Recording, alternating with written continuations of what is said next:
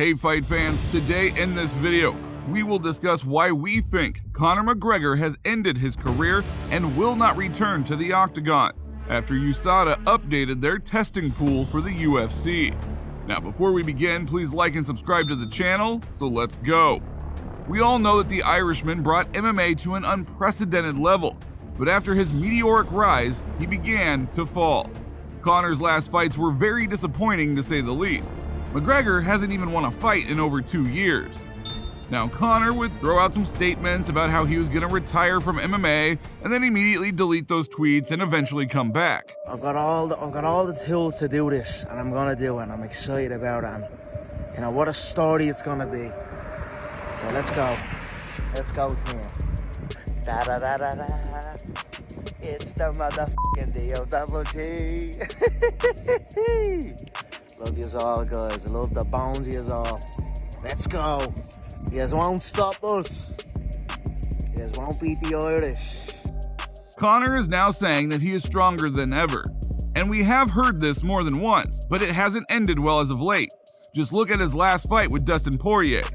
The fact is that fans no longer believe the Irishman when he says he is retiring. However, the Notorious one is now silent about when he may return. It seemed that he would simply recover from the leg break and then choose the most suitable opponent. But perhaps this time it's different and he really is retiring. So let's be honest here. McGregor will never return to his glory days. It is possible that he realizes this, so he decided that it was time to take a well-deserved rest. Such conclusions can now be drawn after the U.S. anti-doping agency, USADA, has updated their information about the number of UFC fighters being tested in 2022. And these reports show that Conor has not been tested in over a year. This became well known after USADA updated their database. The last time the Irishman passed a doping test was in the second quarter of 2021, at least 10 days before the fight with Dustin Pori. For instance, light heavyweight champion Yuri Prochazka was tested 27 times, but USADA doping officers did not test Conor at all in 2022. But McGregor is on the roster as a current UFC fighter, so therefore he should be tested. In 2021, he was checked as many as 11 times. Now, no one knows for sure why he was suddenly exempt from testing. McGregor has been excluded from the testing pool, which usually happens after an official announcement of retirement.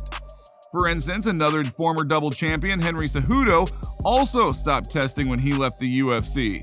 But now, Triple C is back to being tested, so we should at least see him back in the octagon soon.